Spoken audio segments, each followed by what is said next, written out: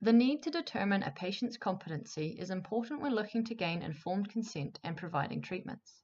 Without confirming the patient's competency, it is impossible to tell whether they are truly making informed decisions about their treatment options.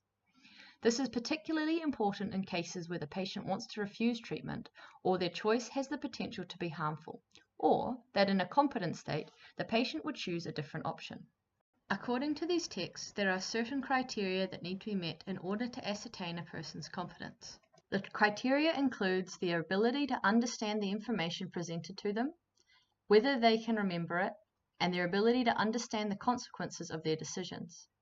Added to this list by the Wellington Free Ambulance is also whether the patient has attempted suicide or has expressed serious thoughts of it. The need to establish competency in order to gain informed consent is required by law for all patients in New Zealand.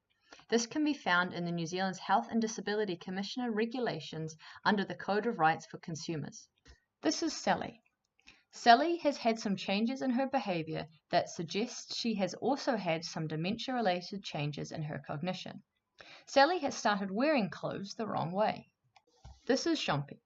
Shompi is a paramedic, and it's her job to decide how competent Sally is and to provide the best level of care that she can.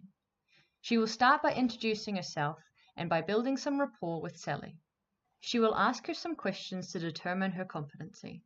Because of the nature of dementia, it is important that all bases are covered, and if possible, a support person, family member, or responsible medical staff that works closely with Sally is present. This way, a better comparison to her normal can be made. It is also important that should Sally be found not competent, that a person legally entitled to consent to services on Sally's behalf is present. This case could be a welfare guardian or enduring power of attorney. With all patients, it is important to establish how well Sally understands what's going on and why Shompi has concerns for her well-being. If Sally can demonstrate understanding of her changes in behavior and provide explanation, then it would be expected to move on to Sally's memory. This can be done with simple questions or by getting her to repeat things that Shompi or she herself has already said. After assessing Sally's understanding and memory, she then needs to demonstrate that she can understand immediate and future consequences of different healthcare options, including that of declining treatment. Because Shompi knows little about Sally's day-to-day condition beyond these recent behavior changes, she will also include questions regarding Sally's mental health. This is to rule out or to rule in a suicide risk and therefore competency to make decisions on that basis. These are sensitive questions and should only be explored in more depth if there is a recognized need. Because of the nature of dementia, it is also necessary to test Sally's cognitive ability.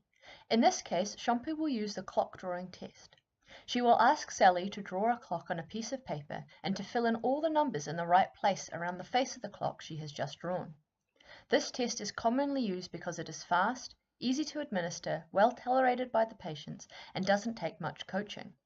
If Sally is able to do this competently, then that is a good indication that on this day she has a reasonable level of cognition. Throughout these questions, it is important to be checking with Sally's support person to see whether any of these answers are out of character, unusual, or arouse concern or suspicion. If Sally has been found to be behaving out of the ordinary, it would be hard for her to be considered competent without her GP to assess her. If Shompi deems Sally not competent, then the decision for what is the best care provided rests with her. This decision must satisfy 3 criteria. 1. That the treatment is believed to be in the person's best interest. 2. That the benefit of the treatment outweigh the risks of not providing the same treatment. And 3, and it is very important to this case, is that it does not contradict a valid advance directive. Sally may have an advance directive that expresses her wants and wishes for her healthcare, should she one day be unable to communicate those for herself. This is a legal request and as such must be treated with great care and consideration. It is Shompi's duty to find this and discover whether her treatment's options for Sally contradicts it. If it does, then Shompi needs to change her treatment to comply with these directives. When assessing the level of competency in a person with dementia, all these things discussed should be explored. In Shompi's case, she has deemed Sally to be competent on this day, albeit a little eccentric. The end.